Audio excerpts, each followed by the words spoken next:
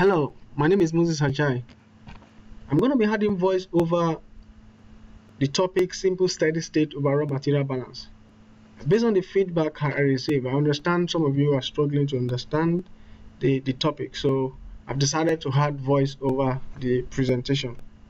And at the end of this presentation, you will be able to understand simple steady state material balance in relation to food processing.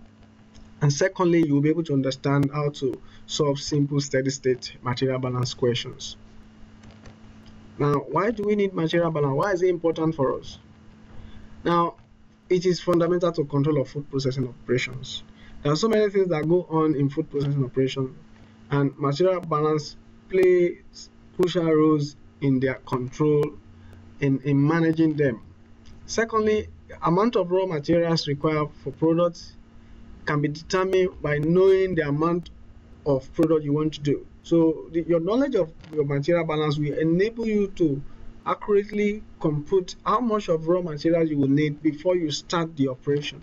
So it helps you to plan, it helps you to get the amount of raw material, the right amount of raw material, because you don't want to buy in excess, because because excess of such will lead to waste, and again you don't want to have any shortages in the supply of your raw materials. You want to get everything right. So your knowledge of material balance will help you to achieve this. And talking about the environmental friendly approach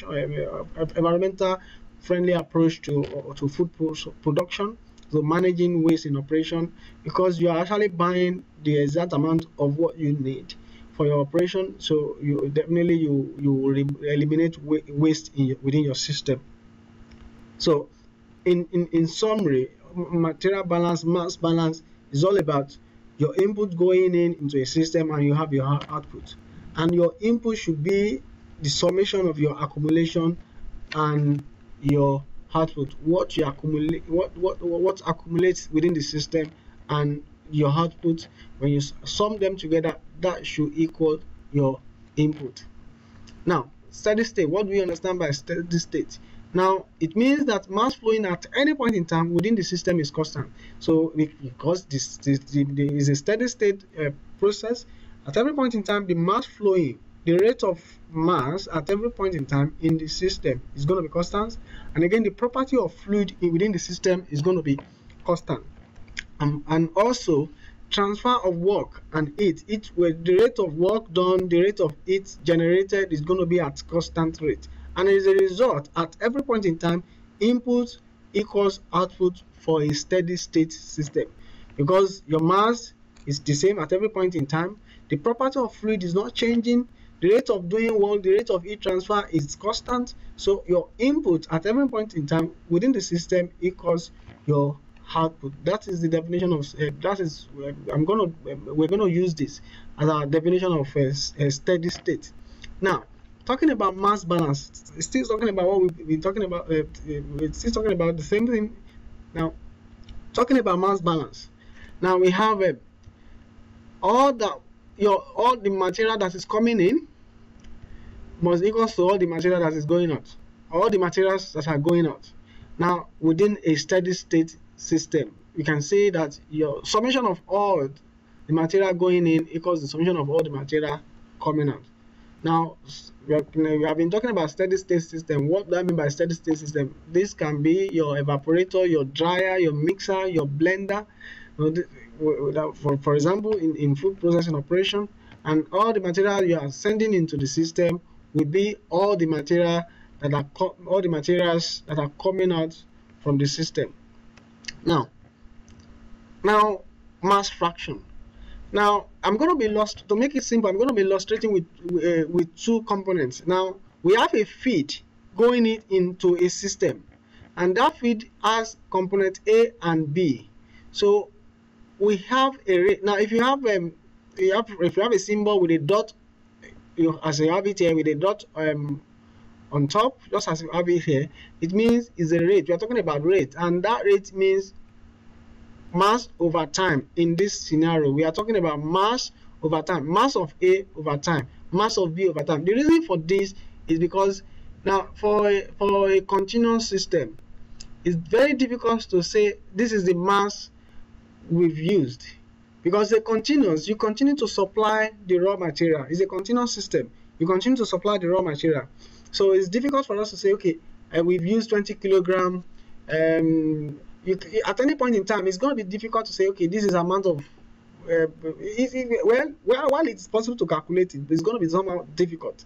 But the best way to do that is, what is the rate of supplying your material, the rate of inputting this, the rate of getting this into the system. So we also have the rate of having our products. So the best way of doing this, now if it is not a continuous system, for example, you can say, okay, this is the amount, this is the mass we are sending into, this is mass of A that we are sending into the mixer, this is the mass of B that we are sending into this mixer. But for a continuous system, it's always good to use the flow rate, the mass flow rate. So mass flow rate is the best way to do this in material balance. And don't forget, it's not difficult. You're only bringing in seconds. Sorry, you're only bringing in time into the calculation. You are talking in per seconds. How much of this do you have per second? How much of this do you have per second? How much of our product do you have per second? You want to talk in using common language. This is how much of this we supply per seconds, because as you are supplying your raw material, you are not getting your product immediately. So it's going to take some time to get your products. So if you know how much of the material you supply per seconds, and you know how much of the product you've gotten, you know how much raw material you supply per second and how much product you've gotten per second, you can compare the two together. So that is why you want to be talking in mass flow rate. So that if you see a term in dot, a term raised when you have dot on top, is talking about rate. It's talking about divided by that element, that unit divided by time.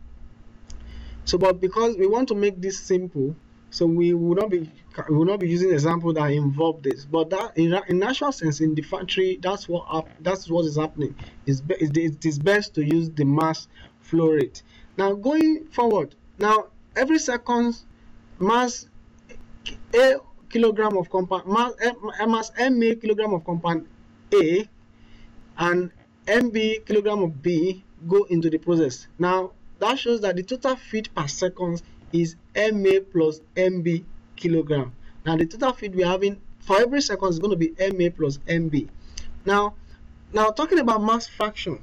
Now mass fraction of A in the stream is going to be defined as mass of A divided by this total mass. Now mass of A divided by mass of A plus mass of B. And we can also find the mass fraction of B. The mass fraction of B will be mass of B plus, sorry, it will be mass of B divided by mass of A plus mass of B. So the mass fraction is talking about what fraction of this component do you have in the entire stream. So we want to know what fraction of this do you have in the entire stream. So that's, and what I want us to note is this: the whole fraction should come to 1. Now if you have two components within a system, the mass fraction of one component plus the mass fraction of the other component should give us 1. And this is true whatever the numbers of the component present. If you have thousands of components, now the mass fraction of each of them, if you add them together, must give you 1. Now, which is what is representing your product. Now, the mass fraction is like a percentage of the components you have in the entire product. So take note, mass fraction is very, very important. It's something that we'll be making reference to when we are talking about mass balance, material balance. Now, for example, we have a feed to a mixer consisting 17 kilogram protein, 20 kilogram fat, 60 kilogram water. Now we want to use mass fraction to determine the composition of the stream. Now don't forget, we've said earlier the mass fraction of a component will be the mass of the component divided by the total mass of the entire component. Now let's look at this. We know that the total mass of everything is 17, 20, 60, which equals to 97. 17 for protein, 20 for fat, and 60 kilogram for water. So adding them together, you have the total mass of everything. Now for mass fraction of protein, now don't forget, I use MF. You can use whatever you feel like using. You can use whatever you are comfortable to use to represent your mass fraction. Now MF here is my mass fraction. Now of protein will be mass of protein divided by mass of everything with total mass. So mass of protein is 17 and divided by 97 you have 0.175. Similarly, mass of fat now equals 20 divided by the total mass, you have 0.206. And mass fraction of water equals 60 divided by 97, because we know that the mass of water in the system, the component in the stream, is 60. So 60 divided by 97 will give us 0.619. So this is the mass fraction of water. Now if you add them together, you must get 1. If you add 0.175, 0.206 together, you must have 1. Now don't forget that this sign here means summation. So that now this is telling us that within the system we have 17.5% of protein, we have 20.6% of fat, and we have 61.9% of water within the product, within the stream. So mass fraction is very, very important to determine the components, to determine the individual component, the amount of the individual components that we have in our product. Now, overall material balance. Now here, if you look at the system, we have MA going in, MB going in. Don't forget, this is just talking about mass per seconds. Mass per seconds. Now this is talking about MD is coming out, MC is coming out, the mass per second. That's why you have the dot. So summation of what is going in will equals to the summation of what is coming out in 1 second. That is why you have the dot in 1 second. Now we can have this also for the component. No, this is talking about the entire system, the raw material 1, raw material 2, then output C, output D. Now at the material balance level. Now let's talk about the component. Let's talk about the component level. Now we have the overall material balance, then we can also do a component material balance. Now don't forget that we also know that we imagine we know the fraction of a component. For example, we know fraction of protein in the streams. We can use that. If you know the fraction, for example, if you know the fraction of protein in A, in B, in D, you can actually calculate the fraction of protein that you have in your C. So because when you say material balance, that shows everything must be balanced. So what is going in must be what is coming out. If 20 grams of protein is going in, 20 grams of protein must be coming out. They might not all be in your product. Some of them might be in the waste. Let's say D is waste. Some of them might be in the waste, and this, let's say C is our product. So whatever amount of protein that is going into the system will be the amount of protein that is coming out of the system. So let's look at this example. Let's look at this. Now we know that our we have mass fraction of protein is this. Mass fraction of protein in D is this. Mass fraction of protein in C is given as this. And mass fraction of protein in B is given as this. Now let's look at the component material balance. Now we have the overall material balance, which is what we've done here. This is the overall material balance. MA plus MB equals MC plus MD. Now going to the component material balance. Now the component of the protein in MA, you multiply them together by MA. The component of protein in B, you multiply that by MB. The component of protein in C, you multiply that by protein in C, and the component of protein in D, you multiply that by MD. So you can see protein in A plus protein in B must give us protein in C plus protein in D, because here we know that our A and B are going in. You can see the direction of the arrow, and our D and C, they are coming out. So the protein in A plus the protein in B must give us the protein in C and the protein in D. Now talking at the component level, you can equally say the water in B plus water in A must give us the water in D plus water in C. Now talking about water, that is at component level, at water level. We are not talking about at the raw level. Now, we are not talking about the overall material balance. We can also talk, as we can talk about the overall material balance, we can also talk about the component material balance. Now, how do we apply this to the problem? Now, the very first thing, when you're solving a material balance problem, you need to write the overall material balance. Then the next thing you do is that you write the component material balance. Now, first of all, write the overall material balance write the component material balance. Now you know how to do that. You know how to do the component material balance. That's just have illustrated earlier. You can also do, then after you've done that, you will now solve the equations to determine the unknown. You solve the equations to determine the unknown. For example, the overall material balance always leads to equation 1 or equation 2, whatever. Maybe you do this first. If you do the by component material balance first, now maybe this is equation 1, this is equation 2. So you have two equations. Now from the two equations that you have, it is possible for us to determine the two unknowns. From two equations we can determine two unknowns. Now from two equations we can determine the two unknowns. So we can calculate the unknown that we are asked to compute. Now example 2. Now we want to produce 100 kg of low sugar jam that is containing 45% solid by blending jam concentrate at 60% solid with a sugar solution containing 15% solid. Now if you look at this is a typical mass balance problems.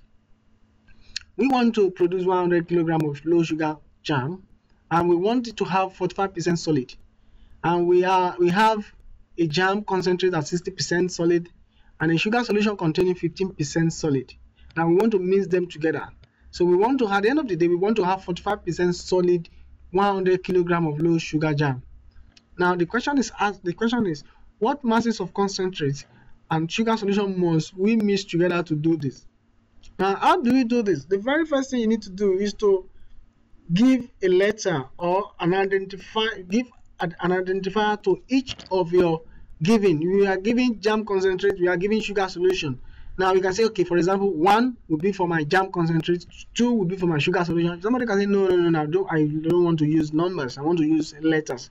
JC can be for jam concentrate, SS can be for sugar solution, and P for our product. So whatever you feel like using, whatever you are comfortable with, please use it and make sure you are consistent. For example, here, if you look at this, if you look at here now, the mass fraction is not MF, it is W in this particular problem. But you are going to see that all throughout this problem, I'm going to be using W for my mass fraction. You can use anything you feel like you're confident with. Now, the next thing you will do, don't forget, you draw the diagram. Then on the diagram, you will now identify those components that is going in and the component that is coming out, the product. Now M1, which is going to be for jam, and M2, which is going to be for my sugar solution, because we've said 2 should be for sugar and 1 should be for jam concentrate. Now we have been given percentage of solid in each of the components. So from this we can determine what percentage, we can determine the mass fraction based on the solid content. For example, we know that we have 60% in the jam concentrate, so we have W1 mass fraction of solid in that one will be 0.6. Then W2 these are the component level. Now we have 15% of solid in sugar solution. Then in our product we want to have 45% solid. Now we now perform overall material balance. Then we do if there's any need, we also do component material balance, and then we solve the equations to get the unknown. Now, let's look at what we have. Now this number, if you draw a diagram, you begin to see the solution coming out. Because if you do too much of a talking or too much of a thinking without putting things down, it's not going to solve the problem. So let's start solving the problem. So the very first thing is the diagram. Now we know that M1 is going in, which is our jam, I think. Then we have our sugar is also going in, and finally we have our product coming out. Then don't forget that our product is going to be 100 kg and our WP will be 0.45. That is the percentage of solid in the final product. So the next thing we have, now we know that overall material balance, our M1, the mass of the sugar jam, of the jam concentrate, and the mass of sugar solution must give us 100. They must give us 100. That's our product. That's where we're going to. So because the only sense of mass fraction is to get it right from the scratch. Now we want to know how much of M1, how much of sugar solution do we need, how much of jam concentrate do we need, how much of sugar solution do we need, so that we can tell our suppliers, this is how much of this I need, this is how much of this I need. So now, because we know that what our customer, what they requested from us is 100 kilogram of jam at 45% sugar solution, 45% solid. Sorry. So we know that that is what they require of us, 100 kilogram. That's what our customer needs. So, and we need to know how much of M1 are we going to order and how much of M2 are we going to order. Now, going to the component material balance on solid, based on solid now, we know that mass fraction of the percentage solid in our M1 plus the percentage solid in our M2 must give us the percentage solid in our product. So we know that we have 60% of jam concentrate and we have 15% of sugar solution. That must give us 45% of our product, and our product is 100. So 45% of 100 is 45. So it's like saying 45%, which is 45 divided by 100 times 100, which is 45 divided by 100 times 100. So that will give us 45. Please, the reason why this one is 45 is because this is 100. If this is 200, for example, this will not be 45. This is going to be 90. So please take note of that. We look at what we are doing here. We are multiplying the percentage by the mass of products. The percentage is 45, 0.45, and the product is 100. So this is 100. That's why this one is giving us 45. If it is something else, if it is 200, this will not be 45. Please take note. So here we have two equations. We have equation 1, we have equation 2, and we have two unknowns, M1 and M2. So from two equations, we have two unknowns. We can find our M1 and M2. Using the knowledge of our simultaneous equations. Now I'm going to use another method. Now I'm going to use a substitution method. From our 1, we can see that our M2 equals 100 minus M1. M2 equals 100. If you take M1 to the other side, will be minus M1. So let's say that is equation 3. Now we can now put equation 3 into equation 2. Now please, you cannot substitute this into equation 1 because you derive equation 3 from equation 1. So there's no way we can substitute this equation 3 back into equation 1 and now a breakthrough in solving the problem. No, we can only substitute this into equation 1. So into equation 2, because this was derived from equation 1. So we can substitute this in equation 2 and we get, now don't forget our equation 2 is 0.6 M1 plus 0.1 M2 equals 45. Now 0.6 M1 plus 0.15 multiplied by 100. Don't forget that this is our M2 now. Our M2 is now 100 minus M1. So 0.5 multiplied by 100, 0.15 sorry, multiplied by 100, 0.15 multiplied by M1 will now be equals to 45. The reason for this substitution is to have all our equation in one variable, in one unknown variable, and that unknown variable here is M1. So you can see our M1 is only what we have left here. So it's possible for us to solve this problem. So 0.6 M1 minus 0.15 M1 will give us 0.45 M1. So here, if you multiply 0.15 by 100, you have 15. Now equals 45. Don't forget this is 45 here. So by the time you take this to the other side, you have 30. This will be 45 minus 15, because plus 15, when it crosses the equality sign, it turns to minus. So it's going to be 45 minus 15, and we have 30. So our M1 will now be 30. Will now be 30 divided by 0.45. So we have 66.67 kilogram. Now we can now use equation 3 to find out what our M2 will be. Our M2 equals 100 minus 1. Minus M1. Unfortunately for us, we have our M1 to be 66.67 kilogram. So our M2 will now be 100 minus 66.67 kilogram. So by the time you do this, you have your M2 to be 33.33 kilogram. So we have our M1, we have our M2. Yes, in the final answer, we can see that we have 66.67% kilogram of 60% solid jam and 33.33 kilogram of sugar solution to yield 100 kilogram of 45% solid jam. Now, let me quickly reveal the importance of a mass balance for us here. Now, you can see, assuming there's a change in legislation that says, oh, we can't have 45% of solid jam. It has to be, we can't have 45% of sugar in our jam again. It has to be 20%. Now, if it has to be 20% sugar in our solid jam, now how much of the concentrates are we going to need? I'm sure it's not going to be 60%. And how much of sugar solution are we going to need? So there's going to be a change. So even without committing your resources, you can actually estimate, okay, how much of A are you going to need, how much of B are you going to need to get the product that is being required of us by the law. You can do some computation.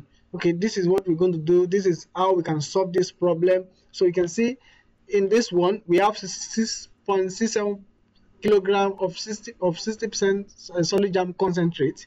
We would need that to be mixed with 33.33 kilogram of sugar solution to yield 100 kilogram of 45% solid jam.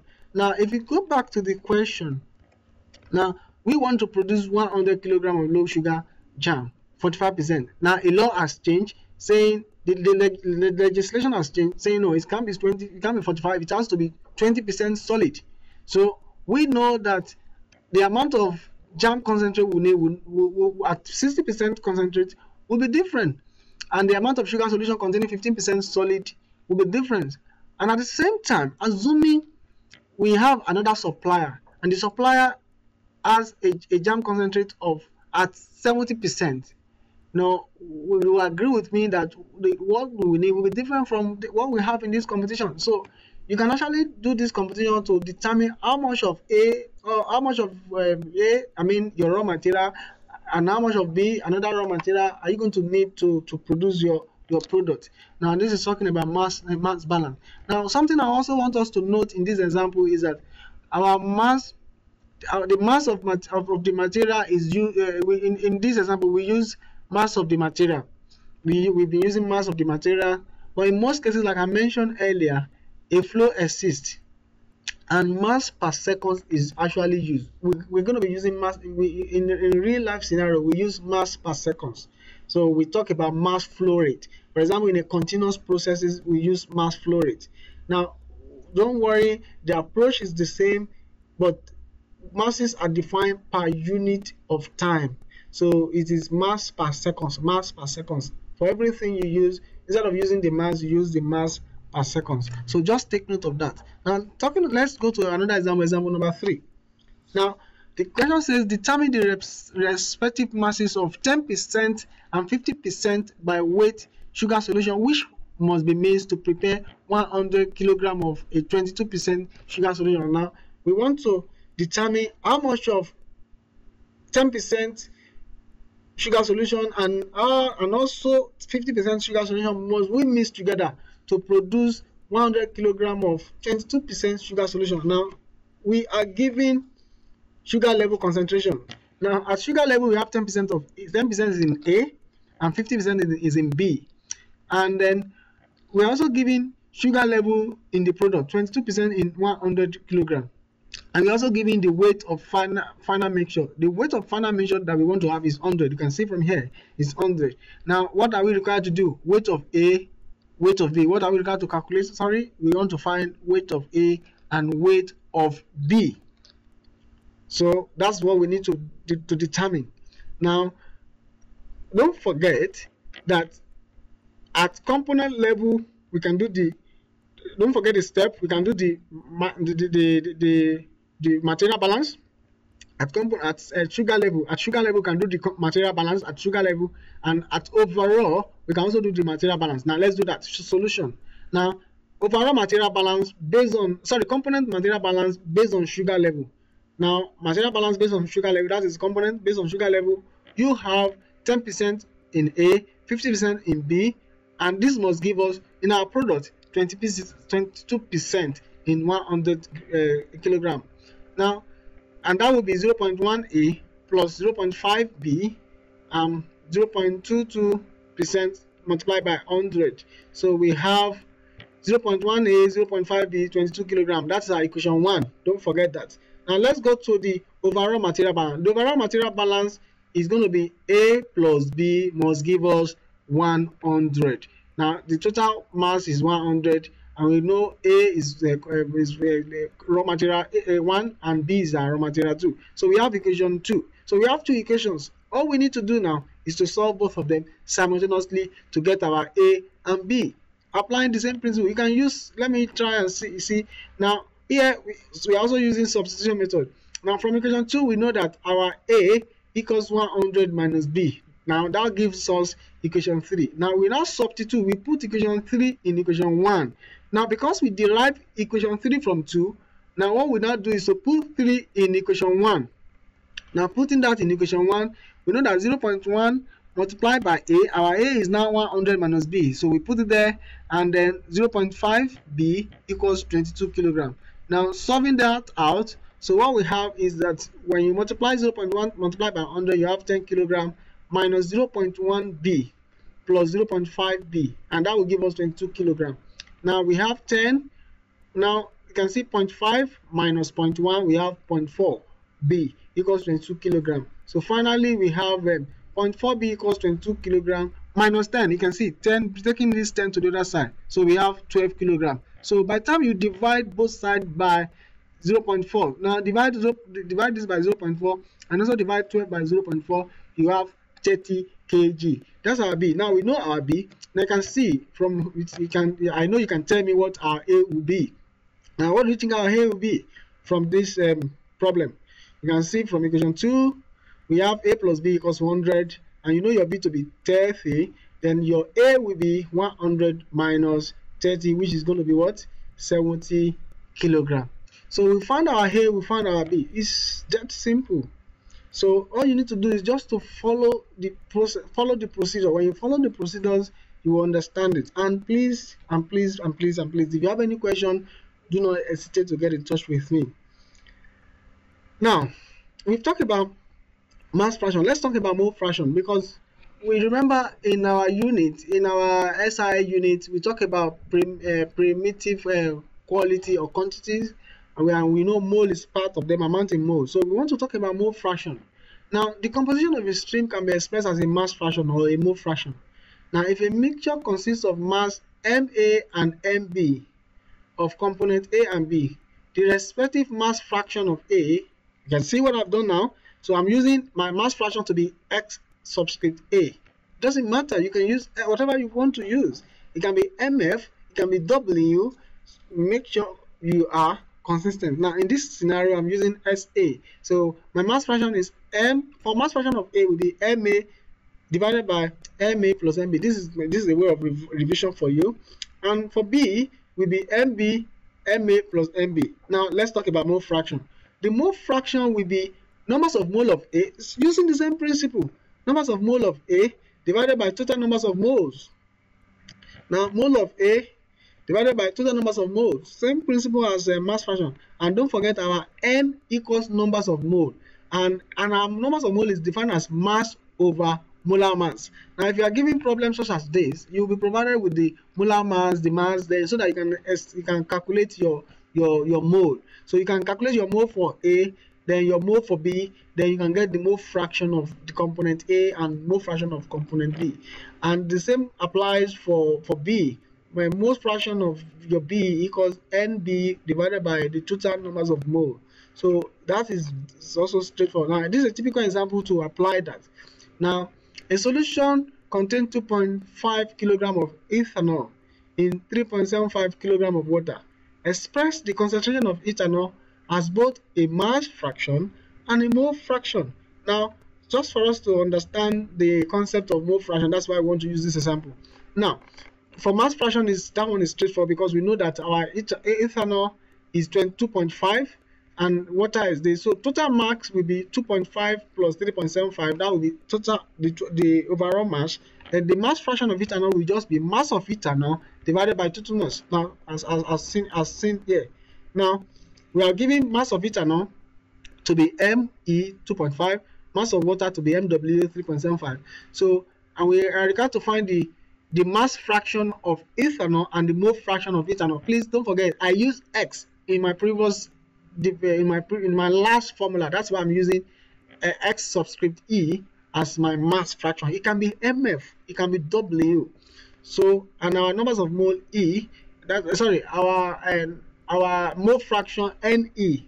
So that's what we are required to do. Now, for us to find Ne, we need the molar mass of water and the molar mass of ethanol. Now, the molar mass of water, I will do that later. Now, let's talk about the molar mass of water now. Now, this is going to be given if you are asked to solve a problem of this nature. You will not be asked to be computing the molar mass of water, but this is how to calculate the molar mass of water.